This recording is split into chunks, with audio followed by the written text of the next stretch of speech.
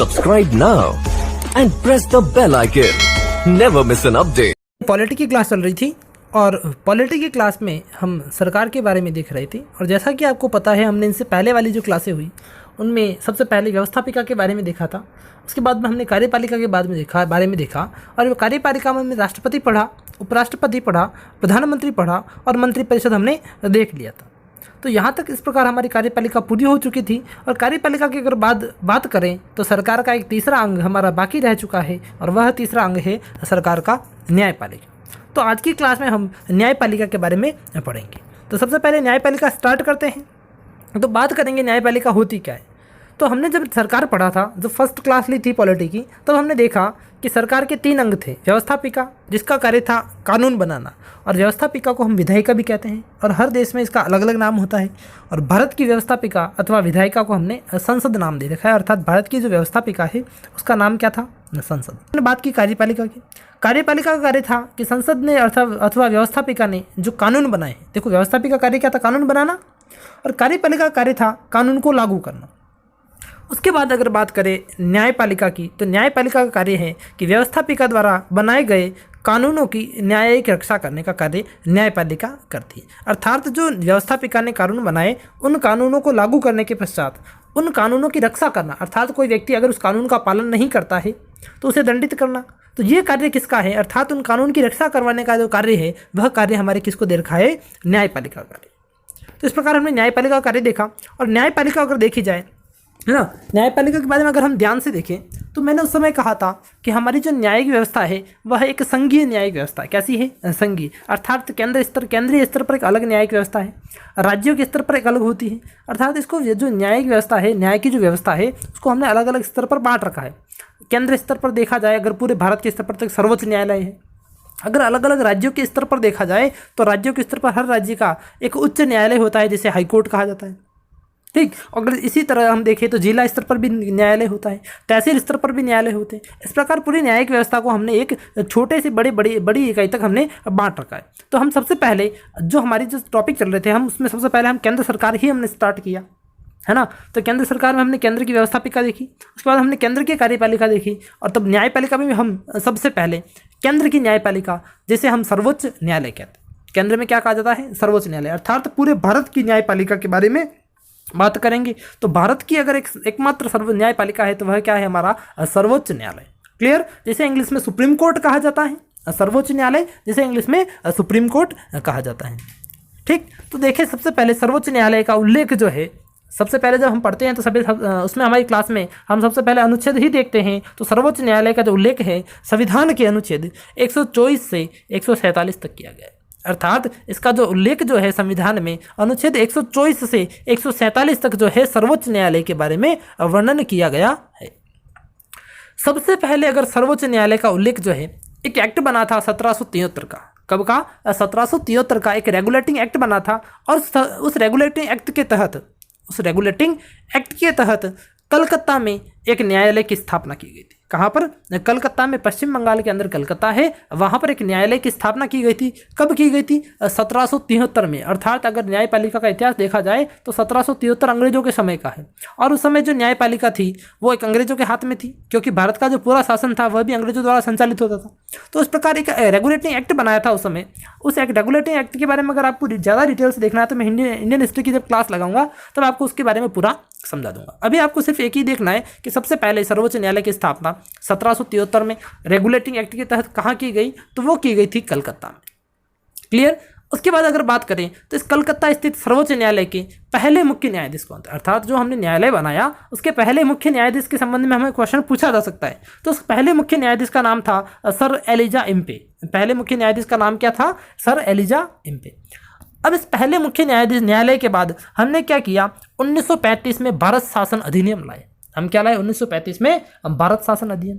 देखो इस अधिनियम से पहले क्या था कि देश में सिर्फ एक ही न्यायालय था, रेगुलेटिंग एक्ट के तहत एक ही न्यायालय था और वह था कलकत्ता में।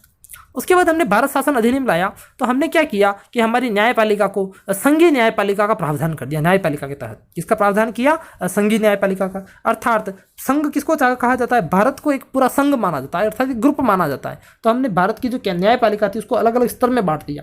केंद्रीय न्यायपालिका, राज्य स्तर की न्यायपालिका, जिला स्तर की न्यायपालिका, खंड स्तर की, तहसील स्तर की, उपखंड स्तर की, इस प्रकार हमने न्यायपालिका को बांट दिया था। कब बांटा? 1935 में। और उस भारत शासन अधिनियम के तहत संघीय न्यायपालिका का प्रावधान करके हमने क्या किया, 1 अक्टूबर 1937 को भारत में संघीय न्यायपालिका की स्थापना की। किसकी स्थापना की हमने? भारत में संघीय न्यायपालिका की स्थापना की। और वह स्थापना कहाँ हुई थी? 1 अक्टूबर 1937 को नई दिल्ली में की गई। कहाँ की गई? नई दिल्ली। क्लियर? अब ये जो संघीय न्यायपालिका बनाई हमने नई दिल्ली में, उस संघीय न्यायपालिका का पहले मुख्य न्यायाधीश कौन थे? तो संघीय न्यायपालिका के पहले मुख्य न्यायाधीश की बात करें तो वह थे सर मॉरिसस ग्वेयर। कौन थे? Sir Maurice Gwyer. ये मॉरिसस ग्वेयर जो थे वह भारत की संघीय न्यायपालिका के पहले मुख्य न्यायाधीश थे। तत्पश्चात क्या किया? समय के साथ साथ, जिस तरह समय बीतता गया तो समय के साथ साथ हमने इस संघीय न्यायपालिका को सर्वोच्च न्यायालय का रूप दे दिया। किसका रूप दे दिया संघीय न्यायपालिका को? सर्वोच्च न्यायालय का। क्लियर? देखिए आप आगे, संघीय न्यायपालिका को हमने सर्वोच्च न्यायालय का रूप दे दिया और सर्वोच्च न्यायालय के रूप में हमने 28 जनवरी 1950 को जो संघीय न्यायपालिका थी उसी को सर्वोच्च न्यायालय का रूप दे दिया। कब दिया? 28 जनवरी 1950 को। कब दिया? ध्यान रखिए, संघीय न्यायपालिका को सर्वोच्च न्यायपालिका में हमने बदल दिया। संघीय न्यायपालिका को सर्वोच्च न्यायपालिका में बदला 28 जनवरी 1950 को। अगर क्वेश्चन आवे कि भारत में सर्वोच्च न्यायालय की स्थापना कब हुई, तब आपका आंसर भी क्या होगा? 28 जनवरी 1950। अब ये जो स्थापना हुई थी वो कहाँ हुई थी? क्योंकि जो हमारा संघीय न्यायपालिका थी वो कहाँ थी? दिल्ली में। तो हमारा सर्वोच्च न्यायपालिका भी कहाँ होगी? दिल्ली में। इस सर्वोच्च न्यायालय के पहले मुख्य न्यायाधीश अर्थात स्वतंत्र भारत के जो सर्वोच्च न्यायालय था उस न्यायालय के पहले मुख्य न्यायाधीश वह कौन थे? तो उनका नाम आता है H.J. कानिया। क्या नाम है उनका? H.J. कानिया, हीरालाल जेट्टीसुन कानिया। स्वतंत्र भारत में सर्वोच्च न्यायालय के पहले मुख्य न्यायाधीश का नाम अगर पूछा जाए तो वह नाम है हीरालाल जेट्टीसुन कानिया। लेकिन अगर आपको पूछ ले कि रेगुलेटिंग एक्ट के तहत स्थापित न्यायपालिका में या न्यायालय के पहले मुख्य न्यायाधीश कौन थे, तब नाम आएगा सर एलिजा एम्पेक। अगर आपसे पूछे भारत शासन अधिनियम के तहत स्थापित संघीय न्यायपालिका के पहले मुख्य न्यायाधीश कौन थे, तब आपका नाम, उसका मुख्य न्यायाधीश का नाम आएगा सर मॉरिसस ग्वेयर। लेकिन आपको पूछे कि सर्वोच्च न्यायालय के पहले मुख्य न्यायाधीश कौन थे, तो उनका नाम आएगा H.J. कानिया और इसको कहा जाता है हीरालाल जेट्टीसुन कानिया। क्लियर है? तो इस प्रकार हमने यहाँ पर न्यायपालिका की कुछ बेसिक बातें देखी। इसकी स्थापना के संबंध में हमने कुछ बेसिक चीज़ें देख ली। बात करते हैं आगे सर्वोच्च न्यायालय में सबसे पहला अनुच्छेद 124। जैसा कि हमने पढ़ा है सर्वोच्च न्यायालय का उल्लेख अनुच्छेद 124 से 147 तक किया गया। तो इसमें जो कुछ मेन जो अनुच्छेद है, जो इंपॉर्टेंट से जिनके बारे में क्वेश्चन अभी तक पूछे जा चुके हैं, उन अनुच्छेद के बारे में हम देखेंगे। तो सबसे पहला अनुच्छेद आता है अनुच्छेद 124 124। और अनुच्छेद 124 में सर्वोच्च न्यायालय के गठन का प्रावधान किया गया है। अनुच्छेद 124 में सर्वोच्च न्यायालय के गठन का प्रावधान किया गया है, अर्थात किस प्रकार सर्वोच्च न्यायालय का निर्माण होगा, इसके अंदर कौन कौन व्यक्ति होंगे। तो सर्वोच्च न्यायालय के गठन के अंदर हम देखें तो मूल संविधान, देखो हम सबसे पहले मूल संविधान की ही बात करेंगे। मूल संविधान में कहा गया कि सर्वोच्च न्यायालय में एक तो मुख्य न्यायाधीश और 7 अन्य न्यायाधीशों की नियुक्ति का प्रावधान किया गया था। हमारा जो मूल संविधान था उस मूल संविधान में एक मुख्य न्यायाधीश और 7 अन्य न्यायाधीशों की नियुक्ति का प्रावधान किया गया। किसमें? सुप्रीम कोर्ट ऑफ इंडिया में, सर्वोच्च न्यायालय में, जिसका मुख्यालय कहाँ पर है? नई दिल्ली। अर्थात हमारा जो सुप्रीम कोर्ट है वह कहाँ पर है? नई दिल्ली में। और सुप्रीम कोर्ट में, सर्वोच्च न्यायालय में एक मुख्य न्यायाधीश और 7 अन्य न्यायाधीशों की नियुक्ति का प्रावधान किसमें किया गया? मूल संविधान के तहत किया गया। क्लियर? अब संविधान द्वारा सर्वोच्च न्यायालय के न्यायाधीशों की संख्या, अर्थात सर्वोच्च न्यायालय में कितने न्यायाधीश होंगे, उन न्यायाधीशों का वेतन क्या होगा आदि के निर्धारण के संबंधित जो अधिकार हैं वह अधिकार किसको दे दिया गया? भारतीय संसद को दे दिया गया। अर्थात मूल संविधान में पहले तो हमने प्रस्ताव रख दिया, मूल संविधान में हमने प्रावधान रख दिया कि संसद में, सर्वोच्च न्यायालय में एक तो मुख्य न्यायाधीश होगा और 7 अन्य न्यायाधीश होंगे। क्लियर? एक मुख्य न्यायाधीश होगा और 7 अन्य न्यायाधीश होंगे। इसके साथ साथ हमने यह प्रावधान कर दिया, अर्थात हमने संसद को यह अधिकार दे दिया कि जो सर्वोच्च न्यायालय के न्यायाधीशों की संख्या है और उसके वेतन का जो निर्धारण है वह संसद करेगी। अर्थात सर्वोच्च न्यायालय, अगर संसद चाहे तो सर्वोच्च न्यायालय के न्यायाधीशों की संख्या में बढ़ोतरी कर सकती है, अगर संसद चाहे तो सर्वोच्च न्यायालय के न्यायाधीशों की संख्या में कमी भी की जा सकती है। यह बढ़ोतरी और कमी किसके अनुसार की जाती है? संसद के अनुसार। क्लियर? आगे देखिए बात को। तो अगर बात करें इस प्रकार, तो सबसे पहले जब वर्ष 1956 की बात करते हैं, मूल संविधान में तो 1+7 अर्थात एक तो मुख्य न्यायाधीश थे और 7 अन्य न्यायाधीश थे। वर्ष 1956 में हमने क्या कर दिया, इस 1+7 के आंकड़े को हमने बढ़ाकर 1+10 कर दिया। अर्थात हमारे जो सर्वोच्च न्यायालय था उसमें वर्ष 1956 में एक तो मुख्य न्यायाधीश थे और 10 अन्य न्यायाधीशों का प्रावधान किया गया। कब किया गया? 1956 में। और उस समय कुल न्यायाधीश कितने हो गए? तो कुल न्यायाधीश अगर बात करें मुख्य न्यायाधीश सहित तो कुल न्यायाधीश थे 11, एक तो मुख्य न्यायाधीश और 10 अन्य न्यायाधीश। क्लियर? उसके बाद हमने क्या किया, वर्ष 1956 के बाद वर्ष 1960 में जाते हैं। कहाँ पहुँचते हैं? वर्ष 1960 में। और वर्ष 1960 में संसद द्वारा इस न्यायाधीशों की संख्या में पुनः परिवर्तन किया गया। ये परिवर्तन कौन करता है? संसद करती है। तो संसद द्वारा पुनः परिवर्तन किया गया और परिवर्तन करके इस संख्या को 1+12 कर दिया। कितना कर दिया गया? 1+12। अर्थात एक तो मुख्य न्यायाधीश किया गया और 12 अन्य न्यायाधीश कर दिए गए। तो वर्ष 1960 में अगर पूछा जाए कि सर्वोच्च न्यायालय में कुल कितने न्यायाधीश थे तो न्यायाधीशों की संख्या कितनी हो गई थी? वर्ष 1960 में 13 हो चुकी थी। उसके बाद पुनः वर्ष 1977 में 1977 में इस सर्वोच्च न्यायालय के न्यायाधीशों की संख्या में परिवर्तन किया गया। किसके द्वारा? संसद द्वारा। और उसमें एक मुख्य न्यायाधीश के अतिरिक्त 17 अन्य न्यायाधीशों की नियुक्ति का प्रावधान कर दिया। अर्थात 1977 में संसद ने क्या प्रावधान किया कि संसद ने कहा कि एक तो मुख्य न्यायाधीश होगा और उसके अतिरिक्त 17 अन्य न्यायाधीश सर्वोच्च न्यायालय में कार्य करेंगे। तो उस समय कुल संख्या हो गई थी 18। उसके बाद वर्ष 1986 में पुनः परिवर्तन किया गया और वर्ष 1986 में पुनः परिवर्तन करके इसको 1+25 कर दिया गया। उसके बाद बात करें वर्ष 1986 में, देखो 1+25 कर दिया, अर्थात एक तो हो गया हमारा मुख्य न्यायाधीश और 25 हो गए उसके अन्य न्यायाधीश। उसके बाद वर्ष 2008 में, 1986 के बाद वर्ष 2008 में ये जो न्यायाधीशों की संख्या थी उस संख्या को हमने बढ़ाकर कर दिया 1+30, एक तो मुख्य न्यायाधीश और 30 अन्य न्यायाधीश। अर्थात कुल कितने हो गए वर्ष 2008 में? 31 न्यायाधीशों का हमने प्रावधान कर दिया। किसके लिए? सर्वोच्च न्यायालय के लिए। फिर बात करते हैं वर्ष 2019 की। ये है आपके करंट का, क्योंकि अभी जो वर्तमान में है यही संख्या है। आपसे ये पूछी जा सकती है एग्जाम में, या तो वर्तमान पूछी जाएगी या मूल संविधान में जो उल्लेख है उसके बारे में पूछा जा सकता है। इसके अलावा दूसरा कोई क्वेश्चन नहीं आता है। तो वर्तमान समय की बात करें कि वर्तमान में कुल कितने मुख्य न्यायाधीश हैं? मुख्य न्यायाधीश तो एक होता है। कुल न्यायाधीश पूछे तो एक तो मुख्य न्यायाधीश और 33 अन्य न्यायाधीशों की नियुक्ति का प्रावधान भारत की संसद द्वारा किया गया। और वर्तमान समय में अगर पूछा जाए कि सर्वोच्च न्यायालय में कुल कितने न्यायाधीश हैं तो कुल न्यायाधीश है 34। अगर पूछा जाए अन्य न्यायाधीश कितने हैं तो 33 और मुख्य न्यायाधीश तो कितने होते हैं? एक ही होता है। तो वर्तमान समय में कुल 34 न्यायाधीश कार्यरत हैं।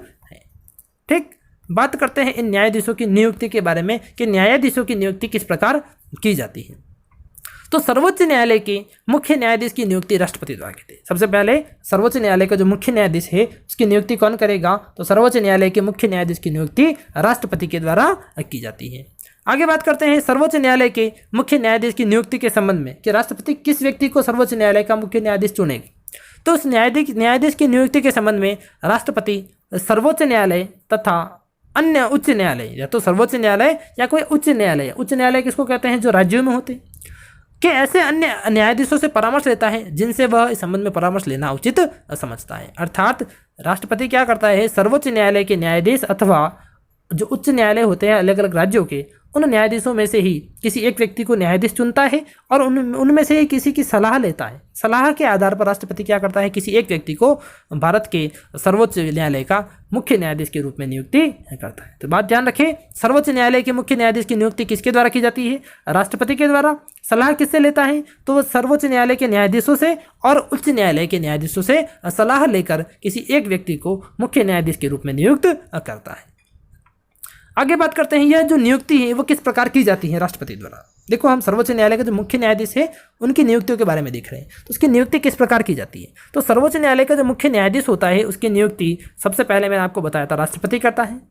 सबसे पहले मैंने आपको क्या बताया? मुख्य न्यायाधीश की नियुक्ति राष्ट्रपति द्वारा की जाती है। किस प्रकार करता है? तो राष्ट्रपति सर्वोच्च न्यायालय और अन्य उच्च न्यायालय के न्यायाधीशों से सलाह लेकर करता है।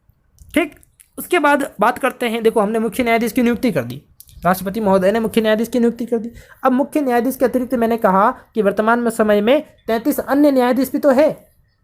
तो उस अन्य न्यायाधीशों की नियुक्ति किस प्रकार की जाती है? तो अन्य न्यायाधीशों की नियुक्ति के संबंध में एक कॉलेजियम प्रणाली है। क्या प्रणाली है? कॉलेजियम प्रणाली। इससे संबंधित क्वेश्चन पूछा जा सकता है। ध्यान रखिए कि न्यायाधीशों की नियुक्ति किस प्रणाली से की जाती है। तो वो प्रणाली का नाम क्या है? एक प्रणाली है जिसे हम कॉलेजियम प्रणाली कहते हैं। अब कॉलेजियम प्रणाली होती क्या है?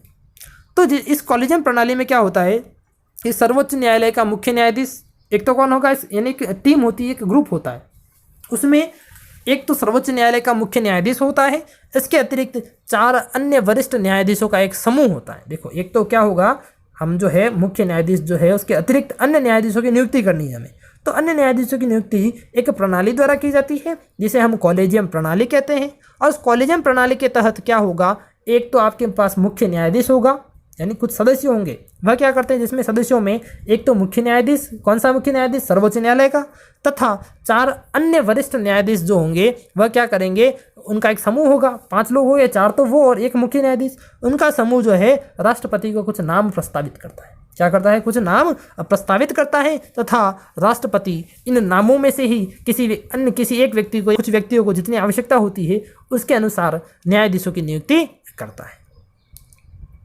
देखो, सबसे पहले हमने देखा नियुक्ति के संबंध में कि किस प्रकार मुख्य न्यायाधीश की नियुक्ति की जाती है। मुख्य न्यायाधीश की नियुक्ति मैंने बताई आपको राष्ट्रपति के द्वारा की जाती है, और राष्ट्रपति क्या करता है कि सर्वोच्च न्यायालय के न्यायाधीश और उच्च न्यायालय के न्यायाधीशों से परामर्श के आधार पर, वरिष्ठता के आधार पर जो वरिष्ठ होता है उनमें से किसी एक व्यक्ति को मुख्य न्यायाधीश के रूप में नियुक्त करता है। ये बात तो बताई मुख्य न्यायाधीश। फिर बात की अन्य न्यायाधीशों की, तो अन्य न्यायाधीशों की नियुक्ति कॉलेजियम प्रणाली द्वारा होती है, जिसके अंदर क्या होगा, कुछ समूह होता है कुछ व्यक्तियों का। उस समूह में कौन कौन होते हैं, तो एक तो होता है सर्वोच्च न्यायालय का मुख्य न्यायाधीश और होते हैं 4 अन्य वरिष्ठ न्यायाधीश। ये जो समूह है 5 लोगों का, ये कुछ लोगों के नाम प्रस्तावित करता है कि इन व्यक्तियों को जो है सर्वोच्च न्यायालय में न्यायाधीश के रूप में नियुक्त किया जाए। तो उन नामों में से ही किसी कुछ व्यक्तियों को जो है सर्वोच्च न्यायालय में न्यायाधीशों के रूप में नियुक्त किया जाता है, और यह प्रणाली जो है वो क्या कहलाती है, कॉलेजियम प्रणाली कहलाती है। क्लियर है बात? आगे बात करते हैं कॉलेजियम प्रणाली के बाद वर्तमान समय में इस प्रणाली में कोई परिवर्तन किया गया है अथवा कुछ सुझाव लाए गए हैं उसके बारे में। तो देखें कि 99वां जो है संविधान संशोधन हुआ। कौन सा? 99वां संविधान संशोधन अधिनियम 2014 लाया गया, और उसके तहत नरेंद्र मोदी सरकार ने, कौन सी सरकार ने, नरेंद्र मोदी सरकार ने क्या किया कि कहा कि इस कॉलेजियम प्रणाली के स्थान पर एक नई प्रणाली लाए। कौन सी प्रणाली लाए? कॉलेजियम के स्थान पर एक नई प्रणाली लाए, और उसका नाम दिया NJAC, national judicial appointment commission, राष्ट्रीय न्यायिक नियुक्ति आयोग का प्रावधान किया। कि देखो, पहले जो है कि अन्य न्यायाधीशों की नियुक्ति कॉलेजियम प्रणाली द्वारा होती, अर्थात कुछ व्यक्तियों का समूह होता, वो 5 व्यक्ति मिलकर कुछ नाम प्रस्तावित करते और उन नामों में से ही किसी एक को न्यायाधीश नियुक्त किया जाता। लेकिन अब क्या किया कि नरेंद्र मोदी सरकार आई और उन्होंने इसमें परिवर्तन करना चाहा, और उन्होंने कॉलेजियम प्रणाली के स्थान पर एक नई प्रणाली लाने का सुझाव दिया, जिसका उन्होंने नाम दिया NJAC। ये क्वेश्चन पूछा जा सकता है, ध्यान रखें NJAC क्या है, इसकी फुल फॉर्म पूछी जा सकती है। कब लाया गया, कौन से संविधान संशोधन के तहत लाया गया, इसमें क्या परिवर्तन किया गया, उसको ध्यान से पढ़ें। देखिए, सबसे पहले कॉलेजियम के स्थान पर हम लेके आए NJAC, national judicial appointment commission, राष्ट्रीय न्यायिक नियुक्ति आयोग।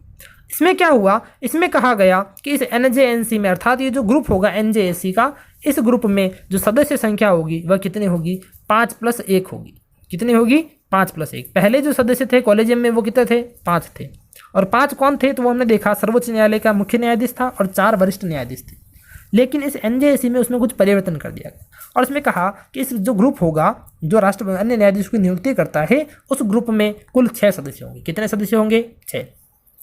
एक तो होगा उसमें से अध्यक्ष होगा, और 5 क्या होंगे? सदस्य होंगे। इस NJAC में एक तो अध्यक्ष होगा और 5 क्या होंगे? सदस्य होंगे। अध्यक्ष कौन होगा? तो अध्यक्ष जो है सर्वोच्च न्यायालय का जो मुख्य न्यायाधीश होता है वह इसका क्या होगा? NJAC का अध्यक्ष होगा। अर्थात अध्यक्ष का तो कार्य वही रहा जो पहले वाला था, उसको तो अध्यक्ष रहने दिया। सर्वोच्च न्यायालय के मुख्य न्यायाधीश को NJAC का अध्यक्ष बनाया गया इस प्रणाली के तहत, ठीक। और जो सदस्य है वो 5 सदस्य कौन है? तो उन 5 सदस्यों में से कहा कि 2 सदस्य जो है वह सर्वोच्च न्यायालय के वरिष्ठ न्यायाधीश होंगे। अब 2, पहले कितने थे? 4 वरिष्ठ न्यायाधीश थे, अब कितने कर दिए? केवल 2 तो कर दिए सर्वोच्च न्यायालय के वरिष्ठ न्यायाधीश। उसमें से कहा 1 सदस्य होंगे देश के केंद्रीय कानून मंत्री। 2 तो सर्वोच्च न्यायालय के वरिष्ठ न्यायाधीश होंगे, 1 सदस्य होगा देश का केंद्रीय कानून मंत्री होगा, और इसके अतिरिक्त जो शेष 2 व्यक्ति बचे, 2 सदस्य बचे, कहा कि वह देश के प्रबुद्ध नागरिक होंगे, अर्थात सम्मानित व्यक्ति होंगे। कौन होंगे? देश के प्रबुद्ध नागरिक अथवा 2 सम्मानित व्यक्ति। तो इस प्रकार हमने देखा कि NJAC क्या प्रणाली है, इसमें क्या सिस्टम होता है। हमने इससे पहले कॉलेजियम देखा, और वर्तमान में क्या किया, उस कॉलेजियम के स्थान पर एनजेएसी का प्रावधान किया गया। एनजेएसी को लेके आए और एनजेएसी की फुल फॉर्म मैंने आपको बताई। कॉलेजियम में प्रणाली में 5 सदस्य थे, एनजेएसी में क्या कर दिया, 6 सदस्य कर दिए। कॉलेजियम में एक तो मुख्य न्यायाधीश था और 4 अन्य वरिष्ठ न्यायाधीश थे, जबकि एनजेएसी में क्या कर दिया, एक तो मुख्य न्यायाधीश जो है उसको तो अध्यक्ष बना दिया। सदस्य जो थे 5 है इसमें एनजेएसी में, उसमें से 2 सदस्य तो हो गए हमारे सर्वोच्च न्यायालय के वरिष्ठ न्यायाधीश, एक हो गया केंद्रीय कानून मंत्री, और कहा 2 व्यक्ति जो होंगे देश के गणमान्य अर्थात प्रबुद्ध नागरिक अर्थात सम्मानित व्यक्ति होंगे। और ये 2 जो सम्मानित व्यक्ति है इनकी नियुक्ति कौन करेगा, तो इनकी नियुक्ति प्रधानमंत्री की अध्यक्षता वाली 3 सदस्यीय समिति करेगी। अर्थात एक ऐसी समिति बनेगी जिसकी अध्यक्षता प्रधानमंत्री करेंगे और उसमें 3 सदस्य होंगे। वह 3 सदस्य और प्रधानमंत्री मिलकर इन 2 व्यक्तियों का नाम निर्धारित करेंगे, 2 सम्मानित नागरिकों का नाम निर्धारित करेंगे और उस प्रकार एक एनजेएसी आयोग बनेगा। क्या बनेगा, राष्ट्रीय न्यायिक नियुक्ति आयोग बनेगा। इस आयोग का प्रावधान किया गया। लेकिन क्या हुआ, इस एनजेएसी को कॉलेजियम के स्थान पर हमने क्या लेके आए, राष्ट्रीय न्यायिक नियुक्ति आयोग लेके आए, एनजेएसी लेके आए। इस एनजेएसी को सुप्रीम कोर्ट ने स्वीकार करने से इनकार कर दिया।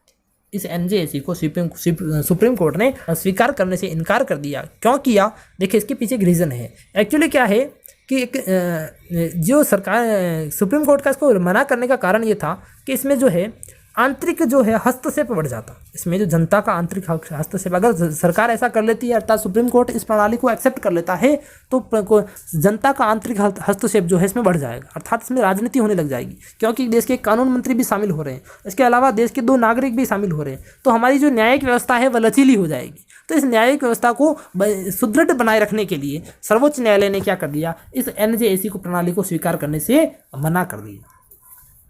इस एनजेएसी प्रणाली को स्वीकार करने से मना कर दिया और वर्तमान समय में जो है न्यायाधीशों की नियुक्ति किसके द्वारा होती है, कॉलेजियम प्रणाली के द्वारा ही होती है। ध्यान रखें, कॉलेजियम प्रणाली पहले चलती थी, उसके स्थान पर एनजेएसी लेके आए, लेकिन उस प्रावधान को सुप्रीम कोर्ट ने मानने से स्वीकार करने से मना कर दिया और वर्तमान समय में भी जो कॉलेजियम प्रणाली ही प्रचलन में है, अर्थात जो न्यायाधीशों की नियुक्ति है वह कॉलेजियम प्रणाली द्वारा ही होती है। लेकिन ध्यान रखिए, आपको एनजेएसी पढ़ना है क्योंकि इससे रिलेटेड क्वेश्चंस आपको एग्जाम में पूछे जा सकते हैं। बात करते हैं आगे अनुच्छेद 125 की। अनुच्छेद 125 में जो सर्वोच्च न्यायालय के जो न्यायाधीश हैं उन न्यायाधीशों के वेतन और भत्तों का उल्लेख किया गया है कि किस प्रकार उनको वेतन दिया जाएगा, उनका वेतन कितना होगा और अन्य न्यायाधीशों का वेतन कितना होगा, मुख्य न्यायाधीश को कितना वेतन दिया जाएगा, उनका उल्लेख जो है संविधान के अनुच्छेद 125 में किया गया है। और उसमें कहा गया है कि सर्वोच्च न्यायालय के न्यायाधीशों के वेतन एवं भत्ते भारत की संचित निधि पर पारित होंगे। अर्थात जो भारत की संचित निधि है, जो भारत की जो सेविंग जो है, हमारी गवर्नमेंट की जो सेविंग्स है, उनमें से ही सर्वोच्च न्यायालय के न्यायाधीशों को वेतन और भत्ते दिए जाएंगे। ठीक, लेकिन इसमें कहा गया कि वित्तीय आपातकाल के अतिरिक्त, यानी वित्तीय आपातकाल जब होता है, हमने पढ़ा था आपातकाल पढ़ा राष्ट्रपति की शक्तियों में, तब हमने देखा था वित्तीय आपातकाल। तो वित्तीय आपातकाल के समय हमने पढ़ा कि राष्ट्रपति के अतिरिक्त सबके वेतन में कटौती हो सकती है, हमने पढ़ा था। तो सब में हमारे सर्वोच्च न्यायालय के न्यायाधीश भी आएंगे, तो वित्तीय आपातकाल के अतिरिक्त इनके वेतन एवं भत्तों में कटौती नहीं की जा सकती। अर्थात कहने का मतलब ये है कि वित्तीय आपातकाल के समय जो सर्वोच्च न्यायालय के जो न्यायाधीश होंगे उनके वेतन भत्तों में सरकार द्वारा कटौती की जा सकती है। अब आगे बात करते हैं वेतन की, कि सर्वोच्च न्यायालय के जो मुख्य न्यायाधीश है उनका वेतन कितना है, सर्वोच्च न्यायालय के अन्य जो न्यायाधीश है उनका वेतन कितना है। क्लियर, तो सर्वोच्च न्यायालय के जो मुख्य न्यायाधीश होते हैं उनका वेतन होता है 2,80,000 रुपये मासिक। कितना है, 2,80,000 रुपये मासिक। और अन्य जो न्यायाधीश हैं उनका वेतन है 2,50,000 रुपये मासिक।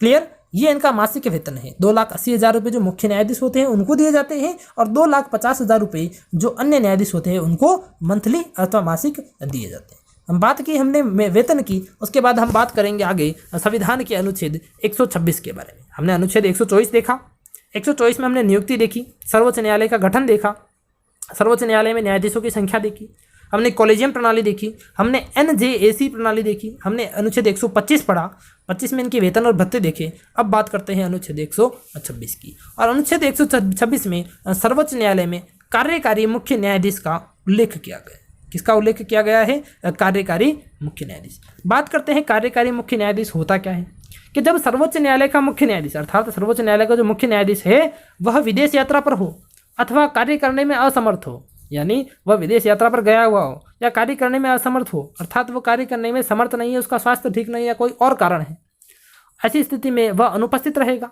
और उनके स्थान पर सर्वोच्च न्यायालय तो चलेगा, ऐसा नहीं है कि वो भी मुख्य न्यायाधीश नहीं है तो न्यायालय नहीं चलेगा, तो उनके स्थान पर एक कार्यकारी न्यायाधीश की नियुक्ति की जाती है। किसकी नियुक्ति की जाती है? कार्यकारी न्यायाधीश की, अर्थात एक टेम्परेरी न्यायाधीश की नियुक्ति की जाती है। और यह नियुक्ति किसके द्वारा की जाती है? तो उसके बारे में देखें, यह नियुक्ति जो है भारत के राष्ट्रपति द्वारा की, किसकी क्या द्वारा की जाती है? राष्ट्रपति द्वारा। इसका उल्लेख किसमें किया गया है? संविधान के अनुच्छेद 126 में। इसमें कहा गया है 126 में कि जब मुख्य न्यायाधीश विदेश यात्रा पर हो अथवा कार्य करने में असमर्थ हो, तब उस स्थिति में उनके स्थान पर कार्यकारी न्यायाधीश की नियुक्ति की जाती है। ये देखा हमने अनुच्छेद 125, फिर देखा हमने 126। अब बात करते हैं संविधान के अनुच्छेद 127 के बारे में। और 127 में सर्वोच्च न्यायालय में तदर्थ अर्थात अस्थायी न्यायाधीश की नियुक्ति का प्रावधान किया गया है। देखो, कार्यकारी न्यायाधीश अलग हैं और तदर्थ और अस्थायी न्यायाधीश अलग हैं। देखते हैं तदर्थ अथवा अस्थायी न्यायाधीश क्या होता है कि जब सर्वोच्च न्यायालय में राष्ट्रपति को जब सर्वोच्च न्यायालय राष्ट्रपति को परामर्श दे रहा हो। देखो, एक जब हम सर्वोच्च न्यायालय की शक्तियाँ देखेंगे, आगे हम पढ़ेंगे आगे वाली क्लास में, तब हम देखेंगे कि सर्वोच्च न्यायालय जो है, अगर राष्ट्रपति चाहे तो सर्वोच्च न्यायालय से परामर्श ले सकता है। अर्थात किसी विषय पर अगर राष्ट्रपति चाहे, कोई कानून का विषय है या देश हित का कोई अगर विषय होता है और उस विषय पर अगर सर्वोच्च न्यायालय परामर्श लेना चाहे, राष्ट्रपति अगर परामर्श लेना चाहे, तो वह सर्वोच्च न्यायालय से क्या ले सकता है? परामर्श ले सकता है। क्या ले सकता है? परामर्श। तो जब सर्वोच्च न्यायालय राष्ट्रपति को परामर्श दे रहा हो, तब कम से कम 5 न्यायाधीशों का बेंच होना आवश्यक होता है। अर्थात जब राष्ट्रपति सर्वोच्च न्यायालय से परामर्श लेता है, तब कितने न्यायाधीश होना आवश्यक है? 5 न्यायाधीश होना आवश्यक। कितने न्यायाधीश? 5।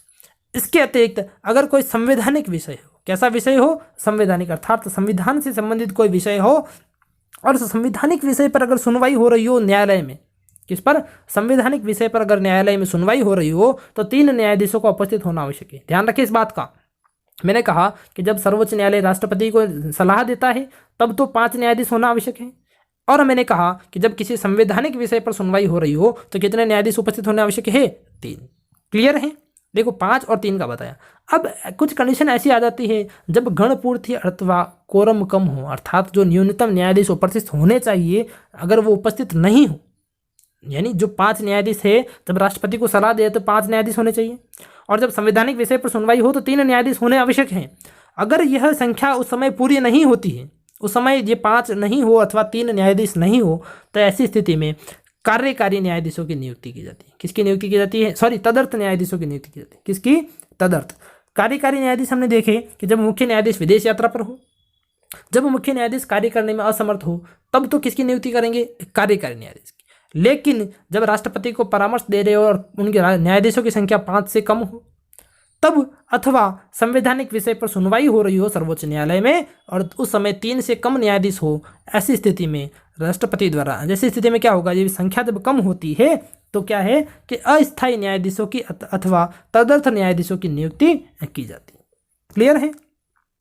अब इनकी नियुक्ति किस प्रकार की जाती है? तो इनकी नियुक्ति सर्वोच्च न्यायालय की मुख्य न्यायाधीश की सलाह पर राष्ट्रपति करता है। इनकी नियुक्ति कौन करता है? देखो, मुख्य न्यायाधीश की सलाह पर करेगा, क्योंकि मुख्य न्यायाधीश तो उस समय मौजूद है। अगर मुख्य न्यायाधीश नहीं होता तो उस कंडीशन में तो जो है कार्यकारी न्यायाधीश की नियुक्ति की जाती है। लेकिन यहाँ पर मुख्य न्यायाधीश तो मौजूद है, लेकिन उसके अतिरिक्त और जो न्यायाधीश होने आवश्यक है वो नहीं होते हैं। ऐसी स्थिति में राष्ट्रपति मुख्य न्यायाधीश की सलाह पर जो है अस्थायी न्यायाधीशों की नियुक्ति करता है, अर्थात तदर्थ न्यायाधीशों की नियुक्ति जो करता है। अब ये अस्थायी न्यायाधीश या तदर्थ न्यायाधीश होते कौन हैं? तो इन न्यायाधीशों की नियुक्ति विभिन्न राज्यों के उच्च न्यायालयों में से की जाती है। एक तो मैंने कहा, एक तो होता है सर्वोच्च न्यायालय, जो केंद्रीय स्तर पर एक ही होता है, पूरे देश का एक है, लेकिन हर राज्य में अलग अलग न्यायालय भी तो है। तो हर राज्य के जो न्यायालय होते हैं, उन राज्य न्यायालय को उच्च न्यायालय कहा जाता है। क्या कहा जाता है? उच्च न्यायालय। और जो देश का न्यायालय है, जो केंद्रीय न्यायालय है, उसको क्या कहा जाता है? सर्वोच्च न्यायालय। तो सर्वोच्च न्यायालय में ये जो तदर्थ न्यायाधीश अथवा हमने अस्थायी न्यायाधीश नियुक्त करने हैं, इनकी नियुक्ति किन में से की जाती है? विभिन्न राज्यों के जो उच्च न्यायालय है, उन राज्यों के उच्च न्यायालय के न्यायाधीशों में से ही मुख्य ये तदर्थ न्यायाधीश अथवा अस्थायी न्यायाधीशों की नियुक्ति की जाती है। तो इस प्रकार हमने देखा कि कार्यकारी न्यायाधीश क्या होते हैं। इसी के साथ हमने देखा तदर्थ न्यायाधीश क्या होते हैं अथवा अस्थायी न्यायाधीश क्या होते हैं। अब आगे देखते हैं इन तदर्थ न्यायाधीशों को। देखो, जब उच्च न्यायालय के न्यायाधीश हैं, और कार्य किसका कर रहे हैं? मुख्य न्यायालय में, सर्वोच्च न्यायालय में न्यायाधीश का कार्य कर रहे हैं। किसका कार्य कर रहे हैं? सर्वोच्च न्यायालय। और कितने समय के लिए? एक शॉर्ट टाइम के लिए, बहुत कम समय के लिए, अर्थात संवैधानिक विषय पर जब सुनवाई होगी तभी कार्य करेंगे, या राष्ट्रपति को सलाह देनी होगी तभी कार्य करेंगे। तो एक बहुत कम समय के लिए कार्य करते हैं। और जब ये सर्वोच्च न्यायालय के न्यायाधीश के समान अर्थात तदर्थ न्यायाधीश के समान अथवा अस्थायी न्यायाधीश के समान कार्य करते हैं तो इन्हें सर्वोच्च न्यायालय के न्यायाधीशों के समान ही वेतन, भत्ते और सुविधाएं मिलती हैं। बात को समझिए कि ये न्यायाधीश जो है, तदर्थ न्यायाधीश अथवा अस्थायी न्यायाधीश होते कौन हैं? तो ये जो है अन्य राज्यों के उच्च न्यायालय के न्यायाधीश होते हैं। कौन होते हैं? राज्यों के उच्च न्यायालय के न्यायाधीश। लेकिन जब इनकी आवश्यकता होती है तो इन्हें तदर्थ न्यायाधीश या अस्थायी न्यायाधीश बनाया जाता है। और उस कंडीशन में ये कार्य कहाँ करेंगे? उच्च न्यायालय में कार्य ना करके ये कहाँ कार्य करते हैं? सर्वोच्च न्यायालय में, अर्थात भारत के सर्वोच्च न्यायालय में काम करेंगे। और उस समय इनको वेतन जो है उस सर्वोच्च न्यायालय के न्यायाधीश के समान वेतन और भत्ते दिए जाते हैं। क्लियर है बात? आगे देखिए साहब, अनुच्छेद 127 देख लिया। अब बात करेंगे अनुच्छेद 128 की। और अनुच्छेद 128 में सर्वोच्च न्यायालय में सेवानिवृत्त न्यायाधीशों की नियुक्ति की, न्यायाधीशों की उपस्थिति का प्रावधान किया गया है। अर्थात इसमें कहा गया है कि जो न्यायाधीश सेवानिवृत्त हो चुके हैं, रिटायर हो चुके हैं, उनको भी कभी कभी आवश्यकता अनुसार जब सर्वोच्च न्यायालय की बैठकें होती है, जब सर्वोच्च न्यायालय की मीटिंग होती है, उन बैठकों में जो सेवानिवृत्त अर्थात रिटायर जो न्यायाधीश होते हैं उनको आमंत्रित किया जाता है। आमंत्रित क्यों करते हैं? ताकि जो अन्य न्यायाधीश जो वर्तमान में कार्य कर रहे हैं उनको उन पुराने न्यायाधीशों का, रिटायर्ड न्यायाधीशों का क्या प्राप्त हो सके? अनुभव प्राप्त हो सके। इसका प्रावधान किसमें किया गया है? अनुच्छेद 128 में किया गया है। क्लियर? बात करते हैं अगले अनुच्छेद 129 की, अनुच्छेद 129 की। इसमें कहा गया है कि सर्वोच्च न्यायालय एक अभिलेख न्यायालय है। सर्वोच्च न्यायालय क्या है? एक अभिलेख न्यायालय।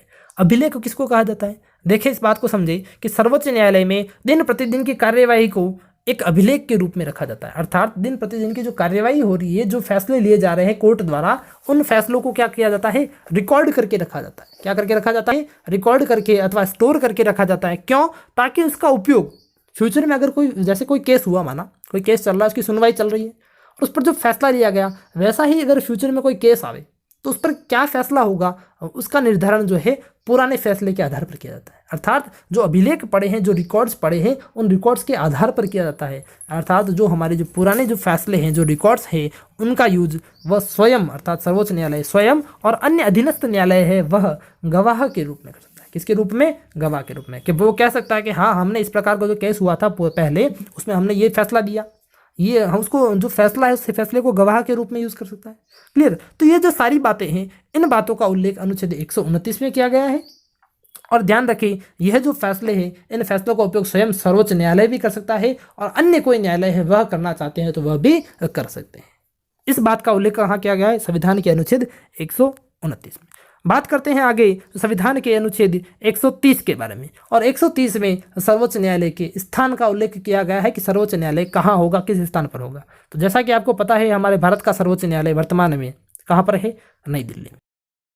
हाँ, तो हमने यहाँ तक सर्वोच्च न्यायालय के संबंध में जो बेसिक जो अनुच्छेद थे, बेसिक जो अनुच्छेद या अधिनियम जो है सर्वोच्च न्यायालय के, उनके बारे में हमने यहाँ तक देखा। अब आगे बात करते हैं सर्वोच्च न्यायालय के मुख्य न्यायाधीश हेतु योग्यता क्या होती है, कि उसके लिए क्या क्या क्वालिफिकेशन होना जरूरी है, क्या क्या योग्यताएं होना आवश्यक है। तो सबसे पहले कि जो बेसिक चीज़ है वह भारत का नागरिक होना चाहिए। दूसरी बात, वह पागल अथवा दिवालिया नहीं होना चाहिए। आगे बात करते हैं मेन बातों की कि न्यायाधीश की योग्यता क्या होती है। तो वह किसी उच्च न्यायालय, देखो वह किसी उच्च न्यायालय, मैंने आपको उच्च न्यायालय और सर्वोच्च न्यायालय में अंतर पहले भी बताया है। सर्वोच्च न्यायालय देश का न्यायालय होता है, केंद्रीकृत न्यायालय होता है, जबकि उच्च न्यायालय किसी एक राज्य का होता है। तो सर्वोच्च न्यायालय के जो मुख्य न्यायाधीश है उसके लिए योग्यता है कि वह किसी उच्च न्यायालय अथवा अर्थात किसी राज्य का न्यायालय अथवा 2 या 2 से अधिक न्यायालयों में अथवा 2 या 2 से अधिक न्यायालयों में लगातार कम से कम 5 वर्षों तक न्यायाधीश रहा हो। उसके लिए क्वालिफिकेशन क्या है कि वह किसी उच्च न्यायालय में अथवा 2 या 2 से अधिक न्यायालयों में कम से कम लगातार 5 वर्षों तक क्या रहा हो, न्यायाधीश रहा हो। तो वह व्यक्ति जो है भारत के सर्वोच्च न्यायालय का मुख्य न्यायाधीश हेतु मुख्य न्यायाधीश बन सकता है। आगे बात करें इसके अलावा और क्या योग्यता हो सकती है, या तो ये होनी चाहिए या क्या हो सकती है कि वह किसी उच्च न्यायालय या अन्य न्यायालयों में लगातार 10 वर्षों तक अधिवक्ता रहा हो। देखो, या तो 5 वर्षों तक तो वो क्या होना चाहिए, न्यायाधीश रहना चाहिए। इसके अलावा अगर न्यायाधीश नहीं रहा हो और कोई योग्यता देखी जाए तो वह 10 वर्षों तक क्या होना चाहिए, अधिवक्ता। अधिवक्ता का मतलब होता है वकील रहा हो। क्या रहा हो, वकील अर्थात एडवोकेट रहा हो 10 साल तक किसी अन्य न्यायालय में अथवा उच्च न्यायालय। क्लियर। और ये भी क्वालिफिकेशन नहीं है उसमें, तो क्या क्वालिफिकेशन होनी चाहिए कि वह राष्ट्रपति की दृष्टि में कानून का उच्च कोटि का ज्ञाता हो। देखो 3 क्वालिफिकेशन है, तीनों में से कोई एक होना आवश्यक है। पहली क्वालिफिकेशन कि वह उच्च न्यायालय अर्थात राज्य को किसी राज्य के न्यायालय में अथवा 2 या 2 से अधिक न्यायालयों में लगातार कम से कम 5 वर्षों तक न्यायाधीश रहा हो, जज रहा हो, या फिर वह किसी उच्च न्यायालय या अन्य न्यायालयों में लगातार 10 वर्षों तक वकील रहा हो, अधिवक्ता रहा हो, या वह राष्ट्रपति की दृष्टि में कानून का उच्च कोटि का ज्ञाता हो अर्थात उसको कानून का बहुत अच्छा नॉलेज हो और राष्ट्रपति को इस बात का पता हो, तो उस व्यक्ति को जो है भारत के मुख्य न्यायाधीश के रूप में नियुक्त किया जा सकता है। क्लियर। तो मुख्य न्यायाधीश की नियुक्ति राष्ट्रपति द्वारा की जाती है, वो मैंने पहले बता दी, नियुक्ति का सारा प्रावधान समझाया, मुख्य न्यायाधीश का समझाया, अन्य न्यायाधीशों को समझाया। आगे बात करते हैं इन मुख्य न्यायाधीशों का कार्यकाल के बारे में, कि इनका कार्यकाल कितने समय के लिए होता है। तो बात करें कार्यकाल की, तो सबसे पहले देखेंगे कि सर्वोच्च न्यायालय के न्यायाधीश जो होते हैं वह 65 वर्ष की आयु तक अपने पद पर रहते हैं, अर्थात इनके कार्य की कोई सीमा नहीं कि 5 साल रहेंगे, 2 साल के 3 साल। जब इनको नियुक्त किया जाता है तो उनकी नियुक्ति से 65 वर्ष की आयु तक अर्थात जब इनकी एज 65 ईयर्स हो जाती है तो उनके बाद इनको सेवानिवृत्त कर दिया जाता है, अर्थात ये अपने कार्य पद पर 65 वर्ष की आयु तक रहते हैं। आगे बात करते हैं अपना त्यागपत्र। तो देखें सबसे पहले हमने पढ़ा था कि इनकी नियुक्ति जो है वह राष्ट्रपति द्वारा की जाती है। हमने पढ़ा था कि जो मुख्य न्यायाधीश है इनकी नियुक्ति राष्ट्रपति द्वारा की जाती है, तो ये अपना त्यागपत्र भी किसको देते हैं, राष्ट्रपति को। किसको देंगे, राष्ट्रपति को देंगे। तो हमने देखा यहाँ पर कार्यकाल देखा, हमने इनका त्यागपत्र के संबंध में देखा और इसके अतिरिक्त हमने इनकी योग्यताएं देखी। अब बात करते हैं इनको पद से हटाने की प्रक्रिया, कि किस प्रकार इनको पद से हटाया जा सकता है।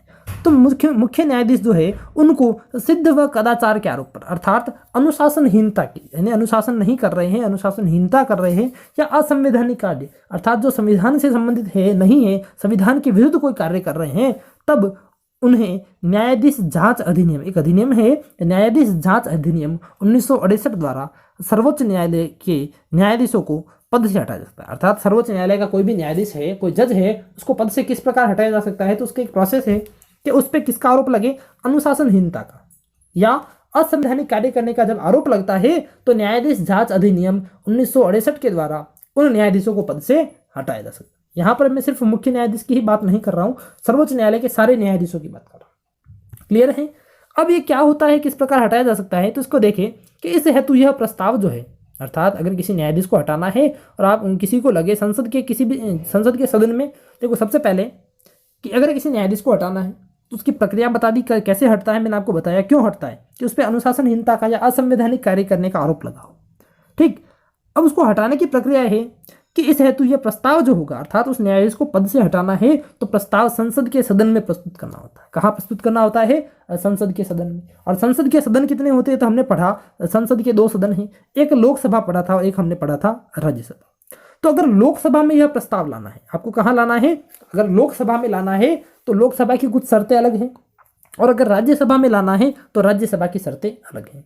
यदि लोकसभा में यह प्रस्ताव लाना है तो उससे पहले न्यूनतम 100 सदस्य, कितने सदस्य, न्यूनतम 100 सदस्यों के हस्ताक्षर उस पर होना आवश्यक है। अर्थात प्रस्ताव को संसद के लोकसभा में प्रस्तुत करने पर, संसद का जो सदन है लोकसभा को है, उस लोकसभा में अगर किसी न्यायाधीश को पद से हटाने का प्रस्ताव लाना है तो प्रस्ताव को लाने से पूर्व लोकसभा के 100 सदस्यों के उस प्रस्ताव पर हस्ताक्षर होना आवश्यक है।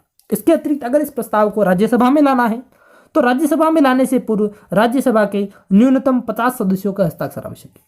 लोकसभा के लिए 100 सदस्य होने चाहिए साइन, अगर राज्यसभा में लाओगे तो राज्यसभा के लिए कितने, 50 सदस्यों के हस्ताक्षर आवश्यक हो। क्लियर। आगे देखें, अब माना सदस्यों ने हस्ताक्षर कर दिए, सदस्यों के हस्ताक्षर होने के पश्चात संबंधित सदन के सभापति अर्थात सदस्यों ने साइन कर दिए, उसके पश्चात यदि लोकसभा में है तो लोकसभा का अध्यक्ष और राज्यसभा में है तो राज्यसभा का सभापति या अध्यक्ष उस प्रस्ताव को स्वीकार और अस्वीकार भी कर सकते हैं। देखो अगर साइन कराने के बाद भी अध्यक्ष या सभापति उस प्रस्ताव को अस्वीकार भी कर सकते हैं और चाहे तो स्वीकार भी कर सकते हैं। क्लियर। यदि सदन का अध्यक्ष या सभापति उस प्रस्ताव को स्वीकार कर दिया, क्या कर दिया, प्रस्ताव को स्वीकार कर दे, तो राज्यसभा में 3 सदस्यीय जांच समिति बनाई जाती है। क्या बनाई जाती है, राज्यसभा के 3 सदस्यों के मिलाकर एक जांच समिति बनाई जाती है और वह जांच समिति इन आरोपों पर पहले क्या करती है, जो आरोप लगाए हैं उन आरोपों पर पहले जांच करती है। सबसे पहले मैंने बताया कि प्रस्ताव जो है संसद के सदन में प्रस्तुत किया जा सकता है। लोकसभा में लाना है तो प्रस्ताव को लाने से पूर्व 100 सदस्यों के हस्ताक्षर आवश्यक है। राज्यसभा में लाना है तो राज्यसभा में लाने से पूर्व 50 सदस्यों के हस्ताक्षर आवश्यक है। हस्ताक्षर होने के बाद अगर सभापति चाहे या अध्यक्ष चाहे लोकसभा का हो चाहे राज्यसभा का, वह उस प्रस्ताव को स्वीकार भी कर सकता है और चाहे तो अस्वीकार भी कर सकता है। अगर स्वीकार कर दिया तो क्या करेगी कि राज्यसभा के 3 सदस्यों के मिलाकर एक जांच समिति बनाई जाएगी और वह जांच समिति उन आरोपों की क्या करती है, जांच करती है। यदि इस जांच समिति द्वारा ये आरोप सही पाए जाते हैं, क्या पाए जाते हैं, आरोप सही पाए जाते हैं, तब उस प्रस्ताव को बारी बारी से संसद के दोनों सदनों में रखा जाता है। संसद के दोनों सदनों में रखा जाता है, जहां 2/3 बहुमत से, कितने बहुमत से, 2/3 बहुमत से अगर ये प्रस्ताव दोनों सदनों में बारी बारी से पारित हो जाता है, यानी लोकसभा में भी बहुमत प्रस्ताव पारित हो गया और राज्यसभा में भी प्रस्ताव पारित हो गया, कितने बहुमत से, 2/3 2/3 बहुमत से अगर प्रस्ताव पारित हो जाता है तो उस दिन से उस न्यायाधीश को राष्ट्रपति पद से हटा देता है, अर्थात उस न्यायाधीश को पद से हटा हुआ माना जाता है। तो ये तो देखिए हमने पद की न्यायाधीशों को पद से हटाने की प्रक्रिया। लेकिन भारत में अगर बात करें तो भारत में यह प्रक्रिया अब तक किसी भी न्यायाधीश के विरुद्ध पारित नहीं हुई। देखो पारित नहीं हुई, ध्यान रखें इस बात का। ये प्रक्रिया लगी तो है बहुत से न्यायाधीशों के विरुद्ध, लेकिन पारित कभी नहीं हो पाई। क्यों? क्योंकि वो बहुत से न्यायाधीश ऐसे थे जिन्होंने जब ये उनको आरोप लगा उनके ऊपर, तो पारित होने से पूर्व ही कुछ न्यायाधीशों ने अपने पद से त्याग पत्र दे दिया। क्या कर दिया? त्याग पत्र दे दिया। देखिए प्रस्ताव पारित नहीं हुई, लेकिन आरोप जरूर लगे। प्रस्ताव पारित होने से पूर्व ही उन्होंने क्या कर दिया था? त्याग पत्र दे दिया। तो इसका मतलब पारित तो हुई नहीं। आगे देखिए कौन कौन से थे न्यायाधीश। तो यह प्रक्रिया सर्वप्रथम पंजाब हरियाणा उच्च न्यायालय के न्यायाधीश, सबसे पहले ये प्रक्रिया अगर जो पद से हटाने की है न्यायाधीशों को, तो वह लगी पंजाब और हरियाणा का जो उच्च न्यायालय है, अर्थात पंजाब हरियाणा का जो हाईकोर्ट है उस राज्य का, उन राज्यों का, उन हाईकोर्ट के एक न्यायाधीश से वी रामासामी। कौन थे? वी रामासामी। उनके विरुद्ध लगा था। और कब लगा? 1993 में, 1993 में लगाया गया था। प्रस्ताव लाया गया था, प्रक्रिया लोकसभा में लाई गई। कहाँ लाई गई थी? लोकसभा में। लेकिन वो लोकसभा में पारित हुआ या नहीं हुआ, देखिए आगे। वह लोकसभा में पारित हुआ और उससे पहले ही वी रामास्वामी ने क्या कर दिया? अपने पद से इस्तीफा दे दिया। तो सिद्ध व कदाचार का जो आरोप लगा वह सबसे पहले तो वी रामास्वामी पर लगा। दूसरा आरोप लगा सौमित्र सेन पर। किस पर लगा? सौमित्र सेन पर। और सौमित्र सेन पर लगा सन 2011 में। उसके बाद ये सौमित्र जो सेन थे, वह सौमित्र सेन पश्चिम बंगाल उच्च न्यायालय के न्यायाधीश थे। कहाँ के थे? पश्चिम बंगाल उच्च न्यायालय के। इनके विरुद्ध यह प्रस्ताव कहाँ लगा? देखो वी रामास्वामी के विरुद्ध तो लगा लोकसभा में और सौमित्र सेन के विरुद्ध लगा राज्यसभा में। और राज्यसभा में यह प्रस्ताव पारित हो चुका था और उससे पहले ही प्रस्ताव पारित हुआ। उसके बाद कहाँ जाएगा? लोकसभा में। लेकिन लोकसभा में जाने से पूर्व ही इन्होंने क्या कर दिया? अपने पद से स्वयं ही त्याग पत्र दे दिया, अर्थात प्रस्ताव तो पूरा पारित नहीं हो पाया। राज्यसभा में लगा, जैसे वी रामास्वामी थे, वी रामास्वामी के विरुद्ध लोकसभा में लगा, लोकसभा में बाद कहा जाएगा? राज्यसभा में। तो वह प्रस्ताव लोकसभा में ही रह गया। हाँ, लोकसभा में ही रह गया। लोकसभा में पारित होने से पूर्व ही वी रामास्वामी ने क्या कर दिया था? पद से त्याग पत्र दे दिया। इसी प्रकार सौमित्र सेन पर लगा। सौमित्र सेन पर यह लगा था राज्यसभा में और राज्यसभा में पारित हो गया। उसके बाद कहाँ जा रहा था? लोकसभा में। और लोकसभा में जाने से पूर्व ही सौमित्र सेन ने क्या कर दिया? त्याग पत्र दे दिया।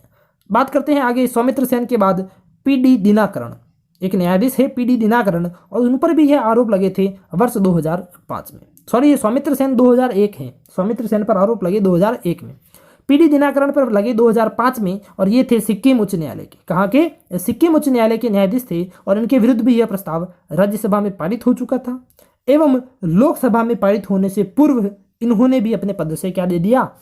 त्याग पत्र दे दिया। अर्थात इस प्रक्रिया से किसी भी न्यायाधीश को अभी तक हटाया नहीं गया है। लगे जरूर है, प्रक्रिया पूरी लगी है, लेकिन इन्होंने क्या कर दिया? अपने पद से पूर्व, यानी इन्होंने समय से पूर्व ही, अर्थात वो प्रस्ताव पारित होने से पूर्व ही पद से त्याग पत्र दे दिया था। क्लियर? अब तक यह प्रस्ताव उपरोक्त तीनों न्यायाधीशों के विरुद्ध लाया गया, लेकिन कभी भी पारित नहीं हो पाया। जैसा कि मैंने आपको बताया कि क्या करते थे कि पारित होने से पूर्व ही इन्होंने क्या कर दिया था? त्याग पत्र दे दिया। ये न्यायाधीश थे, मैंने आपको बता दी। अब बात करते हैं कुछ इंपॉर्टेंट फैक्ट्स के बारे में। सर्वोच्च न्यायालय के बारे में कुछ इंपॉर्टेंट फैक्ट्स हैं, महत्वपूर्ण जो तथ्य हैं उनके बारे में। तो सर्वोच्च न्यायालय के प्रथम मुख्य न्यायाधीश कौन थे? तो सर्वोच्च न्यायालय के प्रथम मुख्य न्यायाधीश, जैसा कि मैंने आपको पहले भी बताया, नाम आता है एच.जे. कानिया का, हीरालाल जेतिसुन कानिया। ये पूछा जा चुका क्वेश्चन है। आगे देखें, सर्वोच्च न्यायालय में न्यायाधीश के रूप में सबसे लंबा कार्यकाल किसका रहा? तो ये क्वेश्चन भी पूछा गया है कि न्यायाधीश के रूप में सबसे लंबे समय तक कार्यकाल जो रहा वह था वाई.वी. चंद्रचूड़ का। एक न्यायाधीश थे अपने, उनका नाम था वाई.वी. चंद्रचूड़, जो कि सबसे लंबे समय तक सर्वोच्च न्यायालय के न्यायाधीश रहे। इसके बाद बात करते हैं सबसे कम समय में, अर्थात सबसे कम समय तक सर्वोच्च न्यायालय के न्यायाधीश कौन रहे। तो उनका नाम है केदारनाथ रे। क्या नाम है? केदारनाथ रे। और ये जो है सर्वोच्च न्यायालय में सबसे कम समय तक न्यायाधीश रहे। कितने दिन तक? तो मात्र 7 दिन तक ही ये न्यायाधीश रह पाए। अब सर्वोच्च न्यायालय में पहली महिला मुख्य न्यायाधीश कौन थी? पहली महिला मुख्य न्यायाधीश, तो उनका नाम है मीरा साहिब फातिमा बीवी। मीरा साहिब फातिमा बीवी जो है सर्वोच्च न्यायालय की पहली महिला मुख्य न्यायाधीश थी। बात करते हैं उच्च न्यायालय की। देखो, हमने सर्वोच्च न्यायालय देखा, बात करते हैं उच्च न्यायालयों की, अर्थात जो राज्यों के न्यायालय है उनके बारे में। तो उच्च न्यायालयों में पहली महिला मुख्य न्यायाधीश कौन थी? तो उच्च न्यायालय में पहली महिला मुख्य न्यायाधीश में नाम आता है लीला सेठ का। किनका? लीला सेठ का। और यह हिमाचल प्रदेश उच्च न्यायालय की पहली मुख्य न्यायालय, ये हिमाचल प्रदेश उच्च न्यायालय की पहली महिला न्यायाधीश थी। क्लियर? ये तो उच्च न्यायालय की थी, ध्यान रखिए सर्वोच्च न्यायालय की है वो मीरा साहिब फातिमा बीवी है। अब देखते हैं जिला एवं अधीनस्थ न्यायालय की पहली महिला न्यायाधीश। जिस प्रकार सर्वोच्च न्यायालय होता है, उसके बाद मैंने कहा राज्य का उच्च न्यायालय होता है, उसके बाद जिले का होता है, तो जिला एवं अधीनस्थ न्यायालय की पहली महिला न्यायाधीश जो है वह थी अन्ना चांडे। कौन थी? अन्ना चांडे। और ये जो है केरल की रहने वाली है। कहाँ की? केरल की। बात करते हैं सर्वोच्च न्यायालय में वर्तमान में कौन है हमारे मुख्य न्यायाधीश। तो वर्तमान में अगर नाम पूछा जाए तो उनका नाम है शरद अरविंद बोबड़े। क्या नाम होगा? शरद अरविंद बोबड़े जो है वर्तमान में हमारी सर्वोच्च न्यायालय के मुख्य न्यायाधीश हैं। क्लियर? तो इस प्रकार हमने सर्वोच्च न्यायालय से संबंधित महत्वपूर्ण अनुच्छेद देखे, सर्वोच्च न्यायालय में न्यायाधीशों की योग्यता देखी, इसके साथ साथ उनका कार्यकाल देखा, और सर्वोच्च न्यायालय के जो न्यायाधीश होते हैं उनको किस प्रकार पद से हटाया जा सकता है, उनको पद से हटाने की प्रक्रिया हमने देखी। और प्रक्रिया में जैसा कि आपको पता है, मैंने आपको पहले भी बताया है और एक बार वापस बता देता हूं कि प्रक्रिया के लिए क्या करना पड़ता है कि उन पर अनुशासनहीनता अथवा असंवैधानिक कार्य का आरोप लगता है, तब उनको पद से हटाया जा सकता है। कैसे हटाता है? तो संसद के कोई भी सदस्य द्वारा हटाया जा सकता है। अगर लोकसभा में प्रस्ताव लाना है तो प्रस्ताव लाने से पूर्व 100 व्यक्तियों के हस्ताक्षर आवश्यक है। अगर राज्यसभा में लाना है तो प्रस्ताव लाने से पूर्व 50 व्यक्तियों के हस्ताक्षर आवश्यक है। उसके बाद हस्ताक्षर के बाद सारी प्रोसेस मैंने आपको पहले समझा दी थी, सेम वैसी ही है। तो इस प्रकार आज हमारी न्यायपालिका की क्लास यहाँ तक समाप्त होती है। आज के लिए इतना ही, धन्यवाद।